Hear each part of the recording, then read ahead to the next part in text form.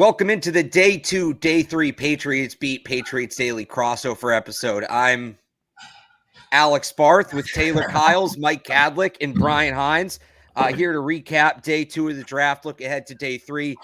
Gentlemen, we're going to start here. Today is the day Joe Milton will be drafted into the NFL. So I want everybody's thoughts in depth on the 3 best landing spots for Joe Milton. Where do you think it? No, we'll do that later. So excited for you, Alex. It's a really big day for you and your family. I hope it's not call your shot. You called Michael Penix. Where's Joe Milton going? I think he goes top 150. Okay. So what team? A lucky team. I don't know. I have Steelers for some reason. I think like Steelers, Giants. Honestly, send him to the Broncos. Send him to the Broncos. Let's go, baby. Rattler slipping is kind of wild to me. I don't know. I do want to get to that, but it's not Joe Milton beat. It's not Joe Milton daily. The Patriots did make 2 picks last night. One wide receiver, Jalen Polk. There is no L. Polk, not Polk. I learned that last night. Jalen Polk. And offensive tackle, Caedan Wallace, who apparently is a left tackle. We can get into that. But I guess first on Polk, a lot of people saw that as a reach. This is the day of the year where I have to start hammering this. Draft projections are great until the draft happens and you throw them out the window. Mm-hmm. I liken it to if you're planning to go for a drive tomorrow, right? So you check the weather the night before and it says it's going to be sunny. You're like, great, I'm going to drive with the top down. I got a convertible, I'm going to drive with the top down. Then you get outside and it's raining. Are you still going to drive with the top down because the weather said last night that it was sunny? That's what draft projections are. The Patriots, Polk, in terms of projections, is not that much of a reach. But the reality is, if you like your guy, and there was this weird run on wide receivers, we can talk about what happened with A.D. Mitchell, but Polk was among the best wide receivers on the board. They wanted a receiver clearly with their second pick. We know they're trying to trade back up the night before into the first for a receiver. Polk was their guy. They took him. So I like where they took him as the player. I think he's a good complementary option. I know they have a lot of those guys, but I think the idea is, he's not, and these are lofty, but I'm saying for the setup, he's not Jamar Chase, but can he be T. Higgins? And next year, whether it's through a trade, whether it's in the draft, you get your T. Higgins, big physical guy, good catch radius, deep ball receiver. He's a great fit specifically with Drake May, which I think is important. I do wonder what this means for the future of Juju Smith-Schuster, because I think there's some overlap there. But I think he could also potentially slide into the Devontae Parker role. Depends how they want to use him. Very multiple player. Your guys' thoughts, Taylor, we'll start with you. Do we think that Juju's going to be on this team? Like, I know that Ellie Wolf has mentioned him, but he seems like a very odd fit right now. I think this is another sign, if we're following the breadcrumbs, right? Yeah. This is another sign that he might not be in the plans. And, if they draft one today, a receiver today, it's not looking good. Especially if it's a burner, because Tyquan has no guaranteed money. Those are the 2 guys we're looking at. Look, you keep them through camp in case somebody gets hurt. You never know, right? But we're more so talking about when we get to cut down day, are those guys names we'll be talking about. Yeah, and specifically for Jalen Polk, the one thing that I had him in the 3rd was because he's not like super explosive, or he's not going to take the top off necessarily, and he's not a crazy good yak threat. So, but he was a damn good football player, and I said that in a tweet like 2 weeks ago. And we talked about this last night, Mike. For me, I think what got him from a 3rd-round pick to a 2nd-round pick and why the league was higher on him was the off-field stuff and the intangibles. And it's one thing if it's 2 rounds where it's like, yeah, that's a reach like Tyquan, where people had him in like the 4th and they took him in the 2nd. But if it's 1 round, that's usually because, one, like you could tell he was a leader on that team. He's tough. Seems like he's the kind of presence that makes everybody around him better. And you nailed the physical skill set, Alex. Like, this is a guy who isn't super fast, but he's that Jacoby Myers type where he is tough, he can set the tone, and he's got a little bit more juice than Jacoby. So he still can produce downfield. Like, 3 of his most successful routes were vertical routes. So I really like the fit. I think he's your day 1 X receiver right now based on where the depth chart stands, which is great value in the 2nd round. And if you look at the guys who were there, it was A.D. Mitchell, Roman Wilson, Troy Franklin, and Malachi Corley were like the best options, I think, really unanimously when you talked about the 2nd round guys. AD, we have no idea how they profiled him, although Chris Ballard did push strongly against all the reports on him. So, take that as you will. Roman Wilson went later. Troy Franklin's still on the board. And that's Malachi hilarious. Didn't fit what they needed. So I think if you look, it's always, I know people are like, oh, they went solid instead of explosive. Where it's like, well, look at what they had. Look who's still on the board. I think they got good value, and I like the pick.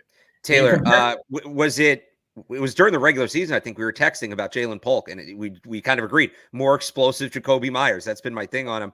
I talk about Higgins and Chase. This is an interesting one. Somebody said Chris Godwin and Mike Evans. He may not be the better player, but stylistically, I'd say he reminds me a lot more of Mike Evans than of Chris Godwin. Mike, your thoughts? No, just as far as it being a reach at 34/37, as Wolf said that they kind of had their eyes on him at 34 anyway.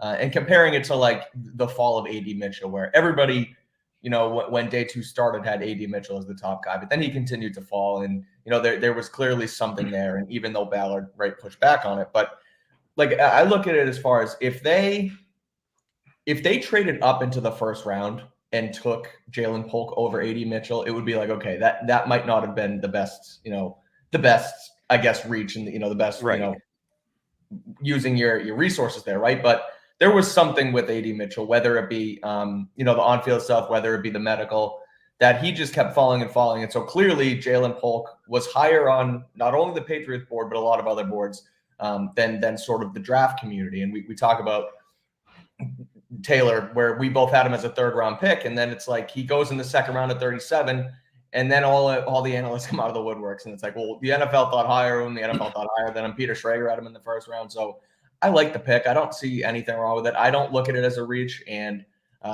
over even the last couple hours since it happened, I think it's I've fallen more in love with the pick. I think it's a really good fit with what they want to do and with Drake May. And Mina called it last week that Polk wasn't going to be there in the 3rd round. So, there were people who, even before it happened, didn't think that he was a 3rd-round guy. Like, most projections had him as a fringe top 50 pick. If we're actually going to do the projections thing, most had him 50 to 60. So you're talking about a 10-pick reach. But when you had Ricky Pearsall go in the 1st round, when you had Xavier Legette go in the 1st round, Keon Coleman was projected by some people behind Polk, and he went 33rd. So again, this goes to the projections are only good until the picks start being made. It's kind of the same with Caden Wallace. We'll get to him. I want to get Brian's thoughts on Polk first, but was he a reach based on the projections? Yes. Was he also arguably the best tackle on the board? Yes. The reason he was projected lower, there's a couple of reasons, but one is nobody thought he'd be the best tackle on the board. So you just kind of have to play the board as it falls, and the projections are great until there's actual data in front of you. But Brian, you mentioned Keon Coleman too. There was some reporting out before the draft started that he was sort of their target, right? And I'm sure that when they get to reset their board after Thursday, they have some more time to figure out what they want to do, what their plan of attack is. And Wolf said that before the 1st round, they had plenty of time. They knew there was only 3 permutations. On Friday night, there was only 2 permutations. Either Keon Coleman's there or he's not. So what's the plan at 34? We like Polk here, and we're going to either take him or trade. I do wonder if the Bills went another direction, if Coleman would have been the pick at 34. I do wonder that. But honestly, I'm okay with it. Polk might be a better player for them. Brian, sorry, go ahead. Brian. No, I mean, we're burying Brian 8 minutes into the podcast. We've discussed more Joe Milton than we've discussed Brian. As for the projection and range, like Peter Schrager, who's very tapped in, had him going in the 1st round in one of his mocks to the Chiefs. I'm sure the reaction would be a little different if the Chiefs took him. Then it's the steal of the draft, right? Yeah, exactly.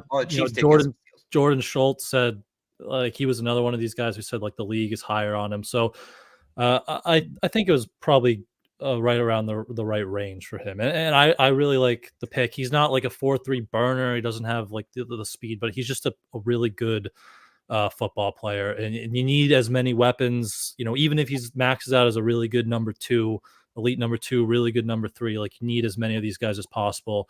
And he's a great fit with Drake May, right? Good ball skills, great hands, tough over the middle of the field. That's an area Drake May loves to operate in. So I think that's going to be a good pair to kind of build around going forward. All right, real quick, just name Keon Coleman or Jalen Polk. If they'd both been there at 34, who do you think the Patriots would have taken? Who would you have taken, Taylor? Yesterday I probably would have said Keon Coleman just because I think he's got that ball winner kind of skill set. And they're both versatile guys. But, maybe it's just because I'm rethinking it and kind of went deeper into Jalen Polk. They're both high character guys. I think they still would have taken Polk. It sounds like he was really their guy and they had conviction about him. If you'd asked me yesterday, honestly, I probably would have said Keon Coleman, though. Okay, Mike? I think if he was there at 34, they would have taken Coleman. I think I like Polk at 37 more than Coleman at 34. Okay, interesting way to put it. Yeah, probably would have taken Coleman, though, at 34, realistically. Brian? Get back on it. Yeah, based off the reports, probably they would have gone Coleman, but I like Polk better as a player and kind of a fit here. So would you have taken Polk at 34? Yeah, I would have. Okay. I like that they traded down. I'm kind of with Mike. Yeah. I think that's a good way to put it. I like Polk better at 37. Yeah, you moved 27 spots up today, something like right. that. Right. I think they would have taken Coleman at 34, though. I do. I think that was the plan, and the Bills jumped them. So these are two guys we're going to compare now a lot, especially being in the division. We're going to see how their careers play against each other.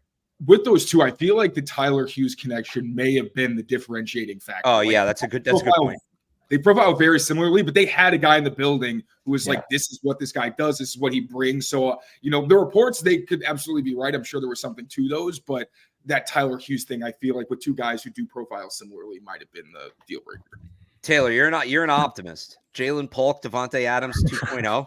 Yeah, let's relax. That's crazy. Okay. I'm Devontae Adams is one of one. Like, best route runner in the NFL. I'm not doing that to Jalen Polk, but I do think he can be, if he maxes out his ceiling, like a high-end 2 who just is so efficient that, like, he had 1,000 yards across from Roma Dunze. Right. In a Jalen McMillan.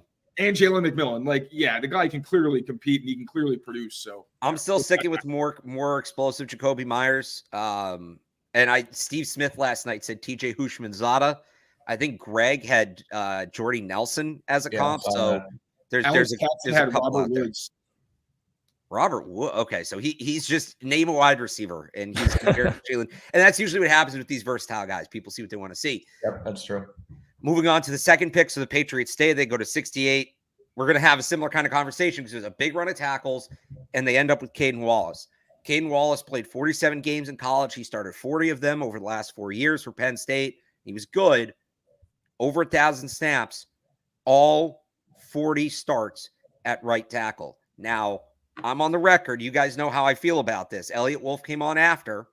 So, all right, backtrack. It felt like a bit of a reach. Most people thought he was going to go early fourth. But again, he was arguably the best tackle on the board. It was him or Kieran Amedeji, who came with some medical red flags. And I don't think the Patriots wanted anything to do with the medicals this year. That seems to kind of be a trend that if there's any worries about injuries, no thank you, we'll find somebody else.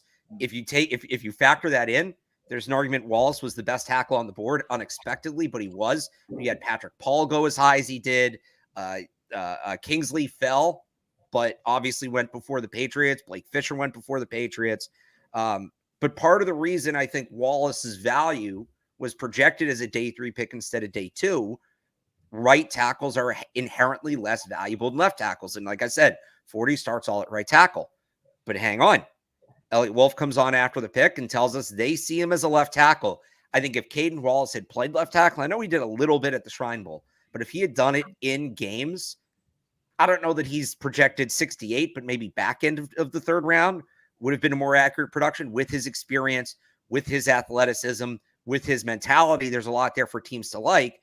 Now, everybody knows how I am about moving tackles side to side who don't have the experience. I don't like it. I'm squeamish about it. What? That Marshall Newhouse story traumatized. Marshall Newhouse, not story. I saw it. I lived it. I was covering the team that year. That's right. Yeah. I saw it. And I liked Marshall Newhouse. He's a good guy and all that. And he was a good right tackle back in the day. But yeah, I just it worries me. So we'll see. They'll try to coach him up, but I feel like the plan at left tackle now is 2 right tackles. I like Caedan Wallace as a player. To my instant reaction was they're preparing in case they have to kick Mike Onwenu in a right guard. And this is more insurance on Cole Strange. If you have to move City So to the left side, that's what this pick was to me initially. Now we'll see how he works at left tackle, but everybody knows how I feel about that thing. I will say this, in that Alex Van Pelt scheme, the interior guys pull a lot more than the tackles. The left tackle will pull more than the right because that's just typically more athletic. So I think Mike Onwenu in this scheme is still a better fit at right tackle. I Okay. think it says more about what's going to happen with Cole Strange health-wise. Like, I think he's had very strong ends to the season both years in the league. But the injuries that he had last year, 2 knee injuries, as we think they are, that is pretty significant. I think Sidy Sow is a guy that they want to see continue to develop. But if anything, I think Chooks is the plan at left tackle this season. You see if Caedan Wallace can, grow into that role. Although I think they are going to cross-train him to play everything. Well, And so let me ask you this, Taylor. They said last night 4-position player. The left tackle thing was kind of highlighted. Mm-hmm. Should Cole Strange be worried about Caedan Wallace at left guard? How do you like him there?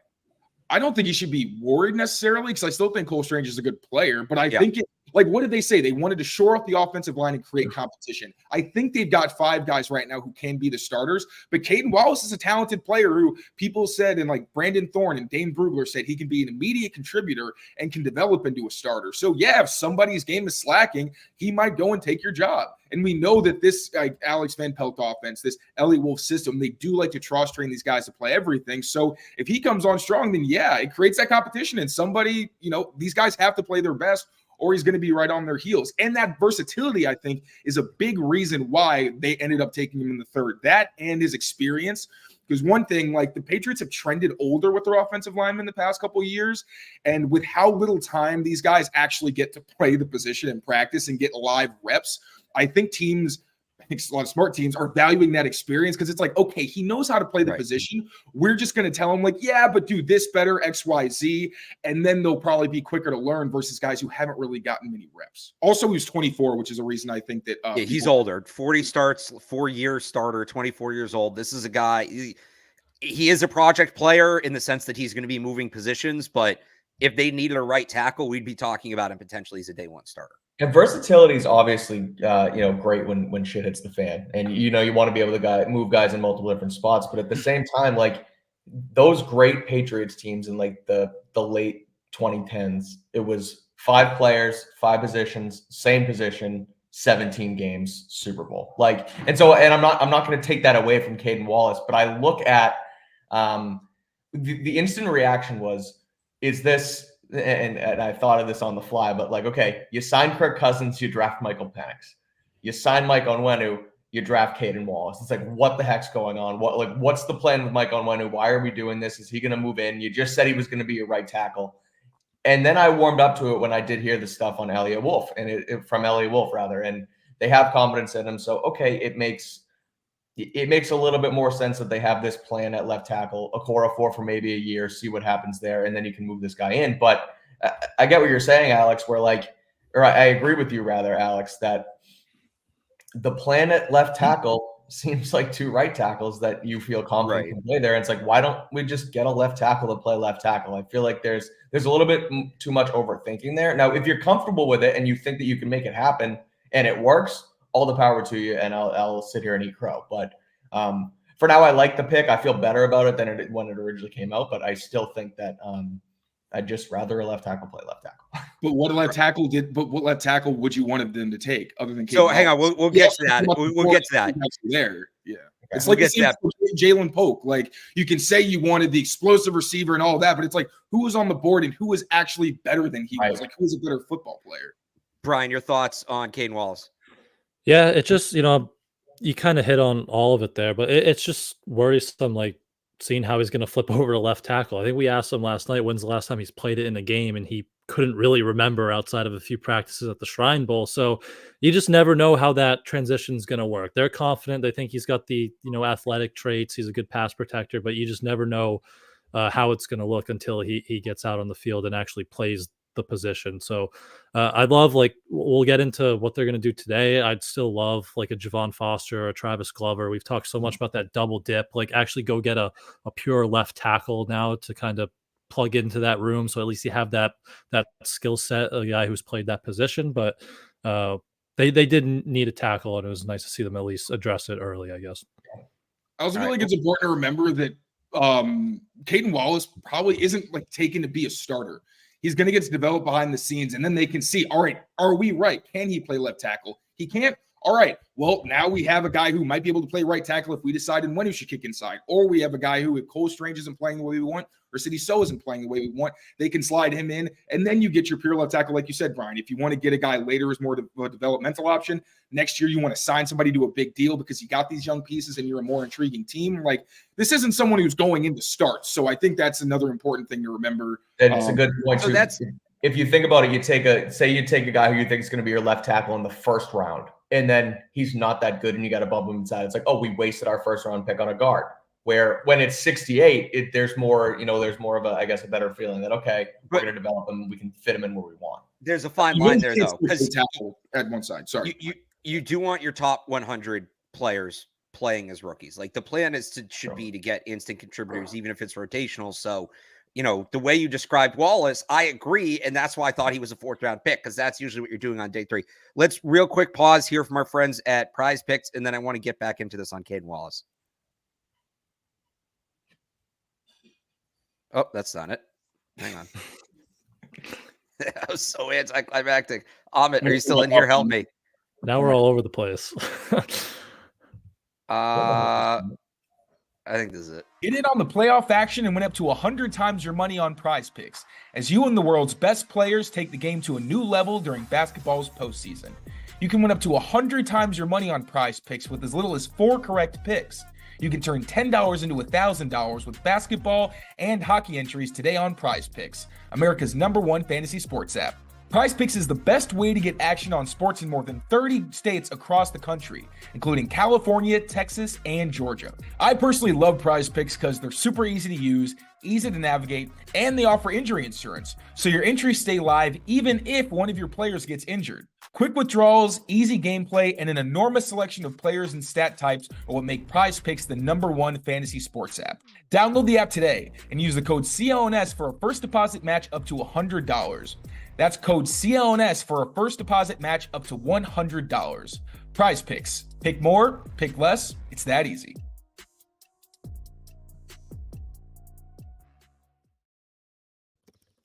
All right, so now that what is it? We don't like this. Nope. There we go. There we go. All right. So, we're talking about Caedan Wallace. We're bearing the lead here. His brother is an oyster scientist who came on the call last night. That was awesome.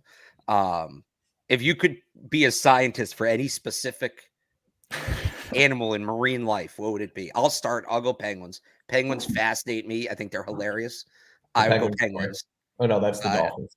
Taylor? Not to sound like an alpha male, but like alligators, I think they're so cool. Aren't they like the oldest predator or something like that? They're like, they haven't evolved in like. Are alligators older than sharks? Alligators, it's either alligators or crocodiles. I don't know. One of those, whichever one hasn't evolved in like thousands of years. That's crazy to me. So yeah, I would go there. Mike, marine pizzas are not marine animals, by the way. You're the SpongeBob guy. This should be the easiest. Starfish. Starfish.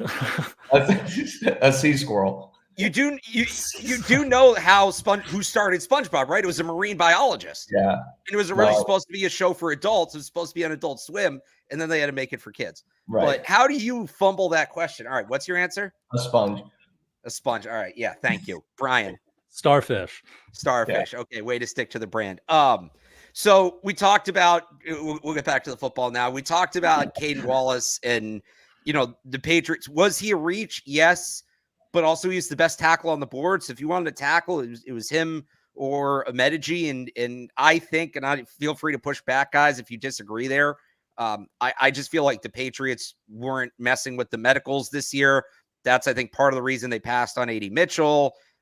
Maybe that's why they weren't as high on a Medici or even trading up for a guy like Kingsley Suamataia, whose name I finally learned how to pronounce right before the Patriots stopped, right before we found out the Patriots were going to take him.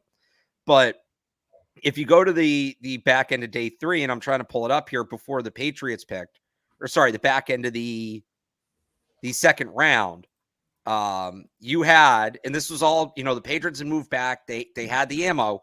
You have a run of Blake Fisher goes 50, or Patrick Paul goes 55th.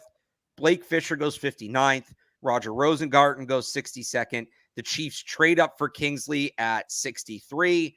And then you have Brandon Coleman, who is kind of a hybrid guard tackle, go at 67. The Patriots take Caedan Wallace at 68.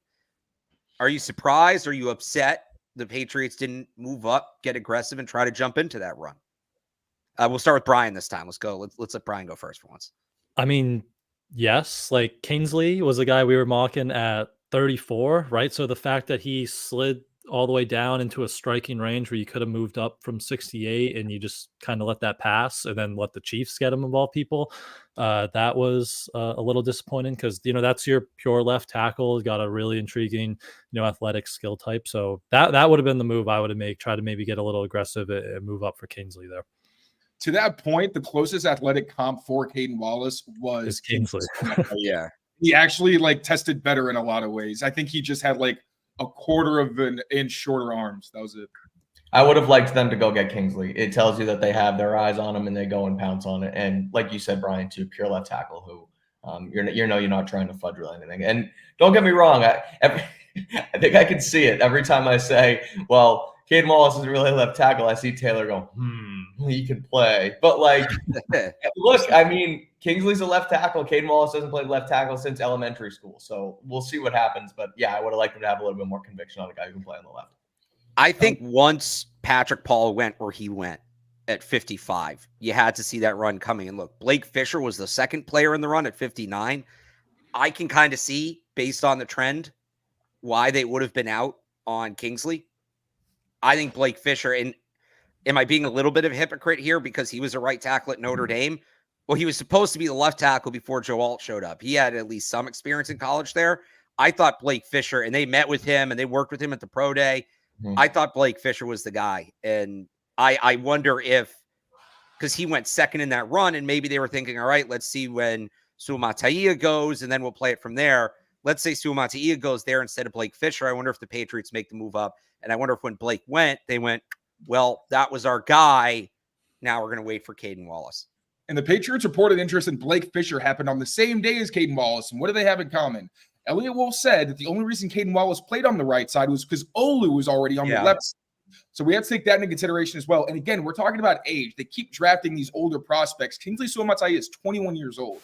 So we have to think that might have factored into their decision. We had our boards. I was adamant. I liked Kingsley very much.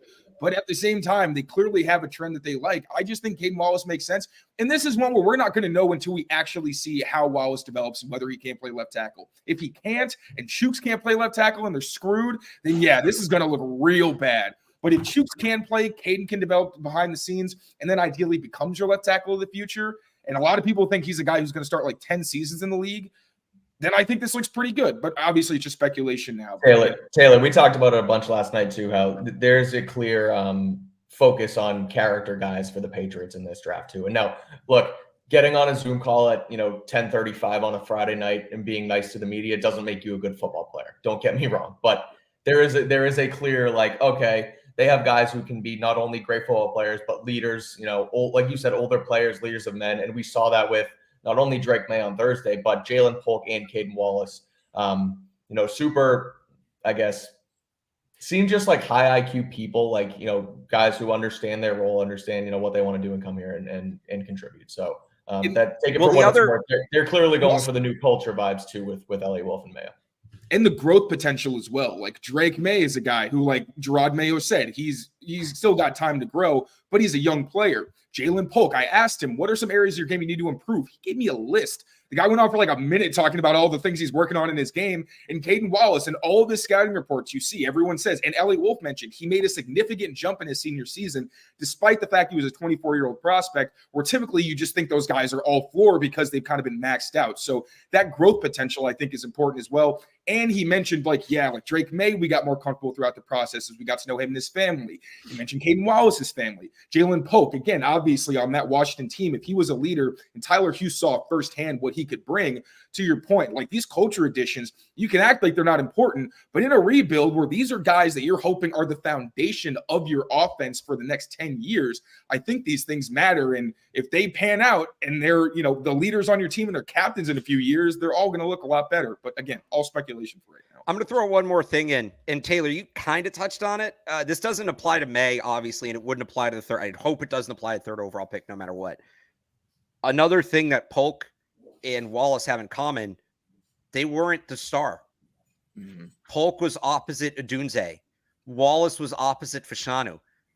These are guys that did it without being the center, without being the focal point. And that's a character building thing.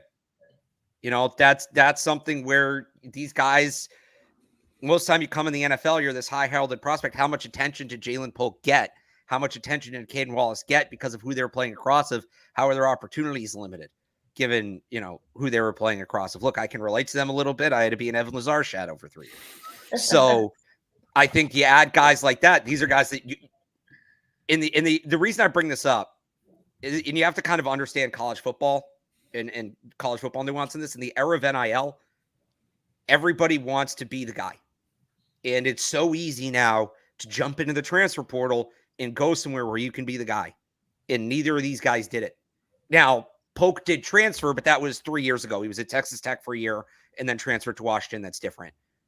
These guys stayed in their situations, put their head down, grinded. Not a ton of guys like that. And by the way, this is nothing against the guys that transfer to go to better situations. Like, they have the right to do that. But it does sort of speak to that personality trait of, F it all, I'm going to show up and work. I don't really care about the rest of it. I'm going to show up and work. So maybe I'm reading too much into that, but another thing I noticed. And in a way, Drake May, obviously he was the star, but he falls into that category of like, he was getting all these offers. Like, I think he was getting like $5 million offers to go to other teams. Yeah, Bama wanted him. Like, he could have transferred out of North Carolina when he knew the coaching change was going to happen, when Josh Downs left and he knew they weren't going to have the same supporting cast. He stayed. Now, obviously, that's partially because that was his family's school, but also, like, everything you hear from teammates, like, there were some reports about Caleb Williams. There were some reports about Jaden Daniels. Nobody said anything about Drake May being, like, a guy that you might have had, you know, who thought very highly of himself. He was very humble and a guy who seemed like he just wanted to put his head down and work. So, to your point, even though he was the star at UNC, he kind of follows that same thing where he put his head down, he grinded, and just wanted to be a better player and a good teammate for the guys around him. So, yeah, common thread to the first 3 picks. Okay, so I said yesterday, I came on here and I said, by drafting Drake May, the Patriots had a good draft. No matter what else they do, they needed a potential franchise quarterback. They got that. And then I said the next 2 days would decide if it's a good draft or a great draft. And I'm still there. They had a good draft. They took Drake May. Okay, about the rest of it. Brian, we'll start with you again. Are the Patriots, they still have 5 more picks to make, so you don't have to finalize it yet, but are the Patriots closer to having a good draft or a great draft after what they did yesterday? Well, I was great draft with Drake May. All right. But okay, fair enough. Fair enough. No, I really great draft or epic draft. What are they closer to? I don't know. I really like the Jalen Polk pick. Again, I think he's just going to be a great fit for what they want to do. And with Drake May, I wasn't as high on the Caedan Wallace. Again, it's like you're pure projecting him to the left side, which is worrisome. Maybe it works, but that's worrisome. So I was pretty split yesterday. It didn't really change my opinion too much, but we'll stick at great because Drake May is still here. I still think it's good with May. I don't think they necessarily elevated it towards that great draft yet. Again, I love the Polk pick just like everybody here. I think that's really solid at 37, a guy who can grow with May in this offense and, you know, be a leader as well. Caedan Wallace, you already heard my stuff on it. So we'll see how it projects. So they haven't got towards great yet, but still looking solid so far. I like that they hit on QB wide receiver tackle. First time they drafted 3 offensive players. What a concept. 3 picks. Yeah, right. Since 2006. Yeah, since 2006. Don't look up who they took that year, but yes. Yeah. No, that was like they did hit on the big 3, 1, 2, 3. I don't know if it was like refreshing, but like there were clearly 3 needs and they just hit the 3 needs. Like, how many mocks did we do that they went like quarterback and then receiver or tackle and some combination of rounds 2 or 3, and then it actually happened. Like that was just kind of nice to see. Yep, for sure. Taylor, good draft or great draft? What are they trending towards? Well, I don't want this to be the Taylor show, so I'll keep this real brief. I'm trying to balance it. No, I'm the host. I got to drive the bus. I should have varied up. We're starting with that's on me. I think it's a good draft right now. I think we can see in time if it's a great draft, if these guys develop. But for right now, yeah, I think it's still good. All right. So we look ahead. They got 5 picks today. They are this board. Let's pull the board up again here. And I want to try to move that Drake May thing so everybody can just see all of it. Can I even move that? I don't know if I can. There you go. There we go. Okay. This is a board that's built to move. Bunched up picks are a team that's built to move. It's going to be bang, bang at the top of the 4th. then, we're going to write all that up, go out, grab lunch, come back, bang, bang again in the 6th. And then they have that one in the 7th. I would be very surprised if they make all these picks where they're scheduled to make them. They may end up making 5 picks. I think they're going to end up adding one. I think 103 or 110. They're probably going to trade back in one of those spots. But 5 picks, a lot of flexibility here. They've checked off the big 3 needs. So now it's kind of the Wild West. I saw, I'm blanking on his name from the Senior Bowl. The guy who runs Senior Bowl. Jim Nagy? Jim Nagy tweets, hey, today's the scouts day. Today's the guy that you have that, the GM, the head coach, they got who they want to fill out the roster. Today's the day the scouts hammer their fist on the table and say, this is my guy. You got to take my guy, right? Wolf said that too. Yeah. He's like, it's scouts day. This is when they make their money. A lot of chance to get creative here. What do you want to see the Patriots do today to move from a good draft to a great draft? Actually, let's start here. Troy Franklin, still on the board. Jatavian Sanders, still on the board. By the way, Tip Raymond going top 100. Well, Troy Franklin is still on the board. Smash Mouth football is alive and well. Don't let anybody tell you otherwise. That was awesome. To me, we talked about this yesterday with A.D. Mitchell. Somebody knows something I don't about Troy Franklin. I'm out. No, thank you. I'm good on Troy Franklin. Next. Mike, we'll start with you. You scared yet of Troy Franklin? Oh yeah, no, I think Troy Franklin. I don't want to do Troy Franklin. I think that people were talking about him at the the top of the 2nd round, being at some point there, maybe even sneaking into the back end of a wide or a run on wide receivers. I'm done. I'm with you. There's something out there that we don't understand. So I'll pass on him. I'll take Javon Baker at 103 instead. It was that gauntlet drill. Everyone watched the gauntlet drill again this morning. Might be, honestly. Yeah, I'm not a fan. It's not a fit. It's Taekwondo 2.0. Taylor, I know you really liked Troy Franklin. Is the league message getting to you there? Or? I wouldn't say I really like Troy Franklin. I thought he was better than Tyquan Thornton, who, to be fair, Tyquan was projected to be like a 4th round pick. Right. So I think this would be better value for Troy Franklin. I thought about 2nd round. I was like, hey, if they really want explosiveness, sure. But we talked about this yesterday. He has the same concerns with the lack of size and the small hands. And that's how they kind of play on the field, even though I think Franklin is a better route runner and after the catch. I want Javon Baker, and also somebody put in the chat, Austin Booker, my guy. If he gets taken sometime in the 4th, I'll be very happy. But Javon Baker and Austin Booker are my dream scenarios for this part of the draft. Jatavian Sanders, I think, is better value. I thought 2nd round watching him was kind of weird, considering he's not super dynamic in terms of his movement ability, although he is explosive. But with Drake May thriving on crossers and down the seams, that's where Jatavian Sanders makes his money. Yeah. So that'd be an interesting one too, although he's just an okay blocker. So I think it'd be kind of an odd fit in Van Pelt's scheme. Sanders' fall, I think it was Brett Coleman. He tweeted something and he kind of hinted that there were some behind the scenes concerns, maybe character concerns with Sanders. Okay. So if we're following the trend here, that would probably take him off the Patriots board here. I got to be consistent. I like Sanders, but I got to be consistent. I said when the league tells me something, I listen. They're telling me something about Troy Franklin. They're telling Alex, me something you talk about going to get Sanders. Yeah, sorry, I didn't mean to cut you off, but when you talk about that, the quick bunched up picks and then the break to go get lunch, there's no way they don't pick for 70 picks. They're going to try. I don't think so either. I think 180. I think that somebody just threw in there, right? Javon Baker and Austin Booker. Pick one. I think they're moving down. And Taylor, what are you all giddy about? If they get one of them, I'll be so happy. I've been consistent. Those are my guys. So if they get at least one, if they get 2, I'm freaking out. I'll say this though. I do not rule out defense here. No, they hammered offense at the start, but collaborative effort. You want to keep the defensive coaches happy. They do have needs on defense. Let's not forget that. They do have needs on defense both this year and next year. Their whole defensive front is on expiring contracts. The defensive line, the edge guys. So maybe that's Austin Booker. Maybe it's my guy, Mo Kamara from Colorado State. Maybe that's a guy like Jeremiah Trotter who fell. They add to the linebacker room. Chris Abrams-Drain is still on the board. There's a lot of really good defensive talent. I know a lot of people talked about TJ Tampa. He was projected to be a top 50 pick. He fell. I just don't love him for the Patriots. I don't see how he gets on the field. Really stiff. You have your bigger, and Gonzalez isn't stiff, but you have the guy you're going to put on the big receivers. Gonzalez is going to take the guys that Tampa's going to take. He's going to cover them differently, but he's going to take those guys. A guy like Chris Abrams-Drain who's more of a hybrid corner, is the guy I'd rather, if you're going to take TJ Tampa, just do the move down back into the 5th and take Cam Hart at that point. Running back is an option too. Jalen Wright's still there. Yeah, there's a lot of different ways they can go here, but I do think a trade. Where did Blake Corum go again? The Rams. I think. Yeah. Oh, yeah, that's right. They were like, what, it was like 4 Michigan guys and 5 picks or something. Yeah. Yeah, that was crazy.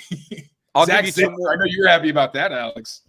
Yeah, well, yeah, top 100. Good for him after breaking his leg that he still goes up there. Can I ask, after the Polk pick, does that maybe swing your opinion on Tez Walker here in the 4th round? Oh, that's true. Tez Walker's still on the board. Yeah, Taylor's been adamantly against that. Yeah, Even after Polk? What are we talking about? Character and all that stuff and like versatility.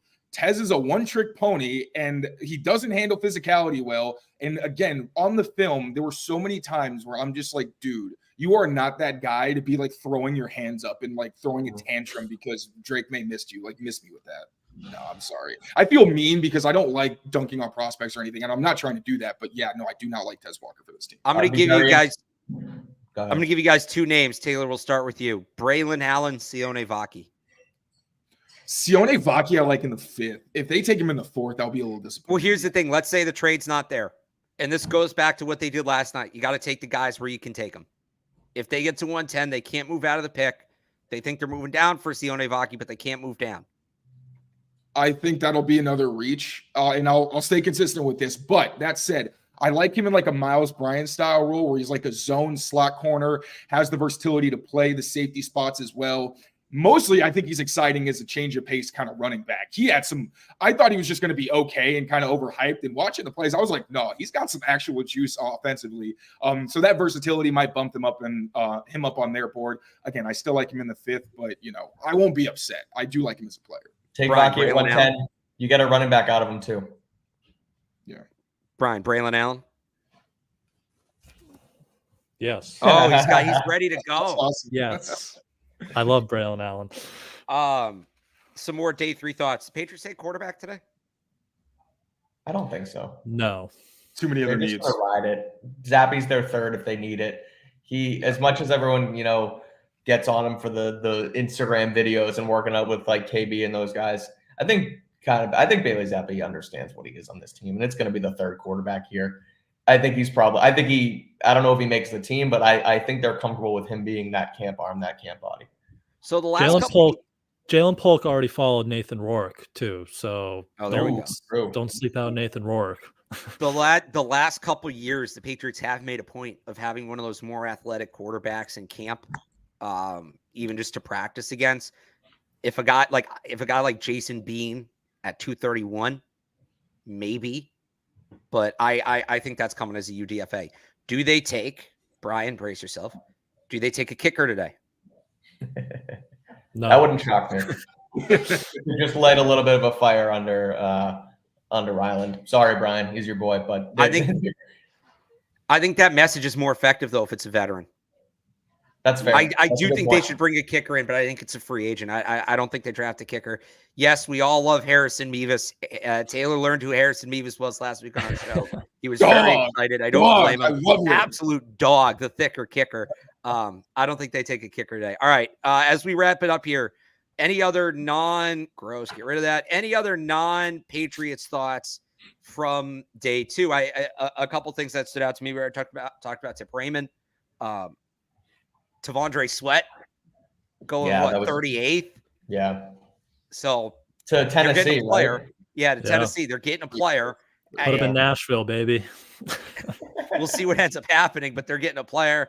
We saw some other surprise guys fall. No quarterbacks. Yep. I thought maybe Spencer Rattler with the run early would sneak in. We talked a little bit about A.D. Mitchell's fall. If that thing works, you have Anthony Richardson throwing to Michael Pittman, Josh Downs, A.D. Mitchell, Alec Pierce, Jonathan Taylor in the backfield. I do wonder, they have an early pick today. Are they a Jatavion Sanders team? You add him to that mix. The Colts could be a ton of fun. I love I told you all about Patrick Paul, 2nd round. Mike Sainristil to Washington is a fantastic fit. Love that for him. That. I would have liked him for the Pats on round 3. Yeah. So who now that we have a couple rounds in. Taylor, I think you feel strongly about this. We'll start with you. Now that we're a couple rounds in, which team are you looking at? And you're like, okay, yeah, they're cooking something over there. The Commanders are doing a really good job. Now, I thought Luke McCaffrey was more of like a day 3 guy, but hey, if you like him, take him, whatever. That's my only grievance. Love Brandon Coleman, love Ben Sinnott, whatever, however you say his name. Sinnott, yeah, you had it. Yeah, Mike Sanders still and Johnny Newton, like they're doing free agency. It felt like they were kind of just getting anybody they could. I wasn't really sure what their plan was. The draft, I think they're doing a very, very good job. Am I allowed to still say the Bears with Caleb Rome and now Kieran Amegaji? I liked Amegaji. I would have taken the swing on him as a left tackle prospect too, so I like that they got that. Did you see they found, so guys will, come on and be like, oh yeah, I grew up a fan of this team. And it's like, you don't know really how much they meant it. And then somebody found a bunch of old tweets from Kieran Amegaji where he's like, I hate the Bears. Not like, he's not a fan, but he was like, what is this play calling? What are they doing? Yeah. He was trashing on their offensive tackles too. He's like, these guys can't block. Which awesome. I'm sure that tweet won't get brought back up if he struggles, but I loved that. You can. I also like the Rams. I like what the Rams have done. Jared Verse, Braden Fisk, and Cameron Kitchens too. So Brandon Fisk is a great reload, right? After losing, he's not going to be Aaron Donald, but you get a guy who can play in that spot. They also added Blake Corum, who is Blake Corum in that zone running system is going to feast. With Kyron Williams, great 1-2 punch. You mentioned Cam Kitchens there. So last year, there was a player that had a terrible combine that fell down everybody's boards, and the Rams took him anyway because they saw past the initial testing.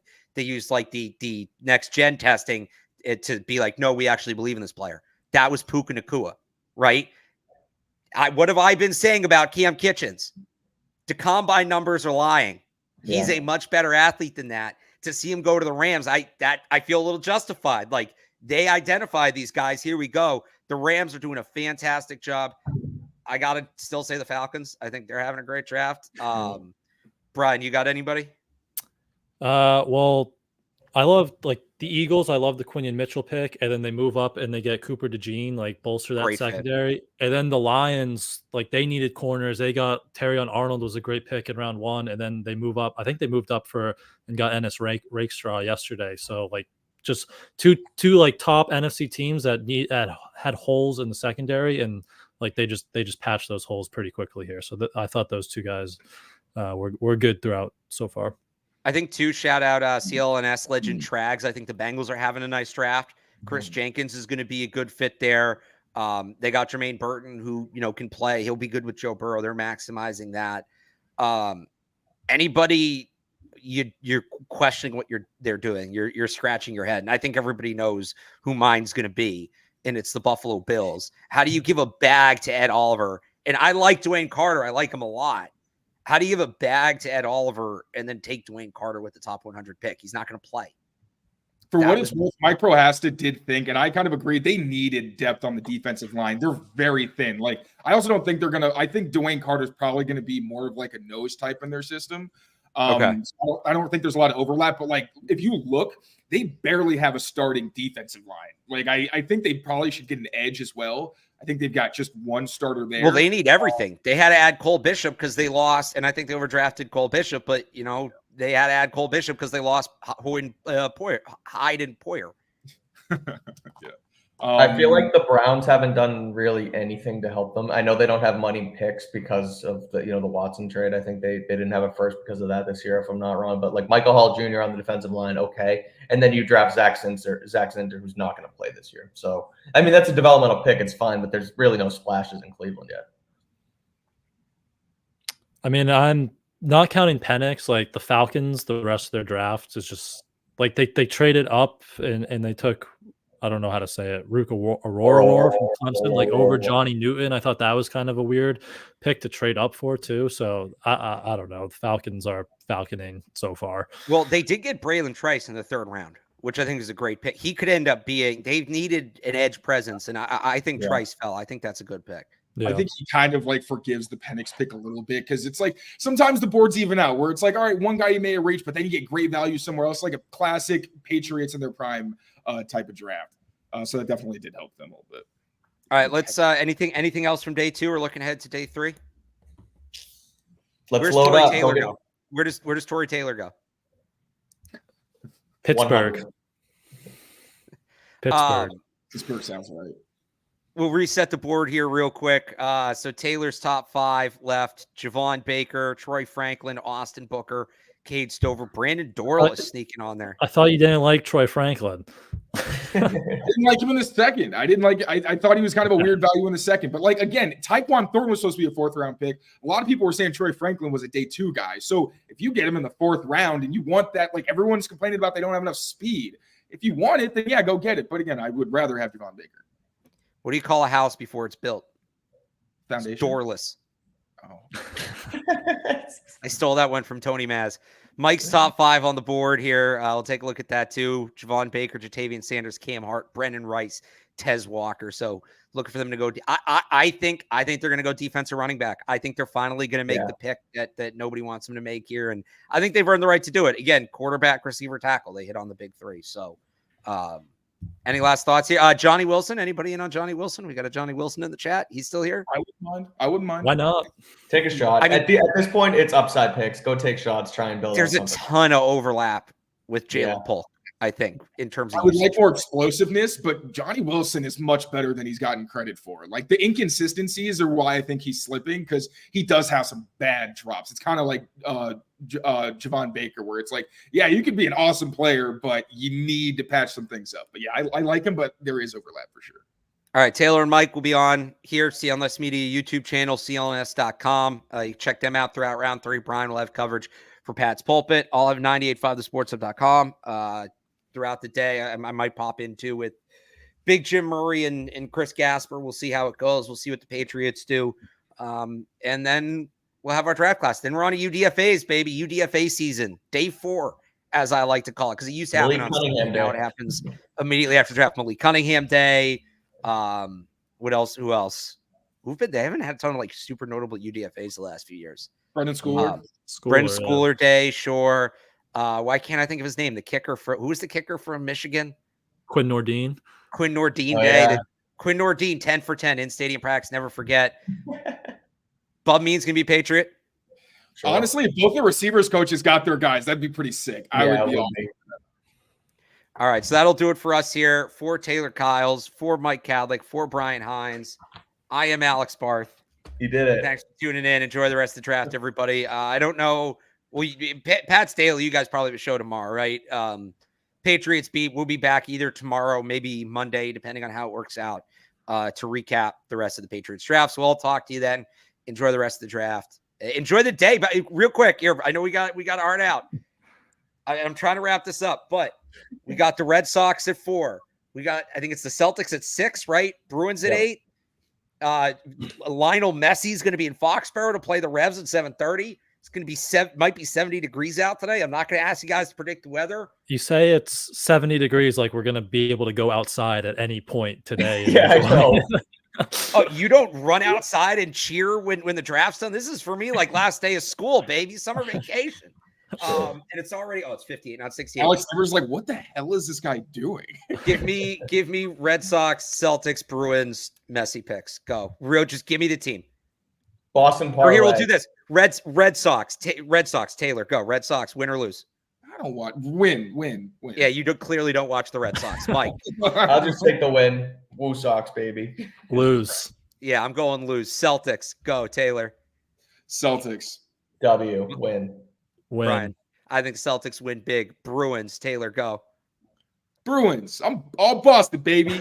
I'll take the Beast too. What am I going to say? They're going to lose? I know Brian's going to take a win, right? They're winning tonight. I think even if it's Allmark, they're winning tonight. That's a 7-game series through and through. Who's in net? Quick, who's in net, Brian? Allmark. It's going to be Allmark. I think it's Allmark. So do I. Me too. And then do the Revs knock off Messi? The 28th place Revs knock off Messi. Is Messi even playing? Supposedly. I think he's only going to play like a half, but supposedly. I thought he can't play on like a turf field or something. He's been doing it. I think they're paying him more money to do it. Makes sense. Taylor, the Revs knock off Messi? Extra pub subs. Yeah. Of course Mike? they do. Yeah, of course. Boston parlay. Brian? No, it's Messi. Get out of here. This is the Revs Super Bowl. That play's going to be banged out. I think they jump on it. I think the Revs win. All right. That'll actually do it. We'll talk to you guys after the draft. Bye. See ya.